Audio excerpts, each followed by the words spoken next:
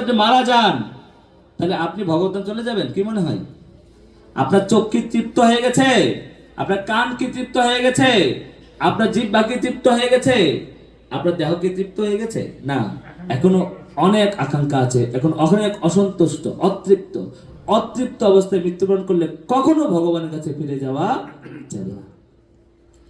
এই জন্য এই সমস্ত ইন্দ্রিয়গুলোকে ভগবত আমাদেরকে ভগবত গীতায় আদি বোধিশাস্ত্রে বর্ণনা করছে। এই এই চক্ষু এমন কাউকে দর্শন করেছে, এমন কাউকে দর্শন করছে বা এমন কাউকে খুঁজছে, ওই বস্তুকে দর্শন না করা পর্যন্ত কখনো চোখ তৃপ্ত হবে না। হবে না। কাকে খুঁজছে এই চোখ? কাকে খুঁজছে? বেণুকনন্ত অরবিন্দাতলায়তাক্ষং বরহাবতম সমসিতাম্বুদ সুন্দরাঙ্গম কন্দর্পকোটি কমনীয় বিশেষ শোভম গোবিন্দমাদি পুরুষম তমহং ভজামি।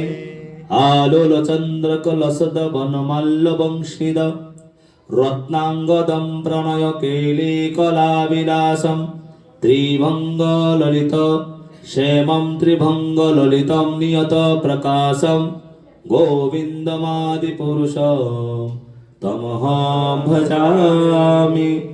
কাকে খুঁজছে আমাদের চোখ?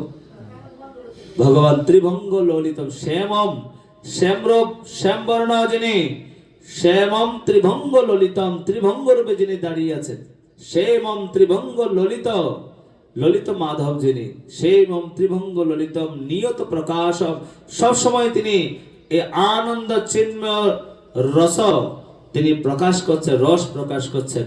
বেণু কনন্তর, সবসময় হাতে বেণু রয়েছে।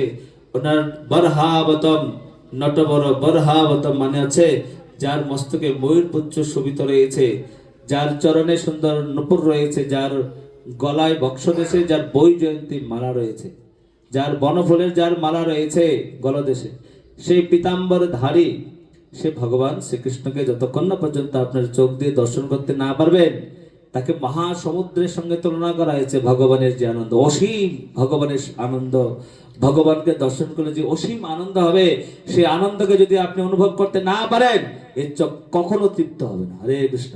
হরে কৃষ্ণ।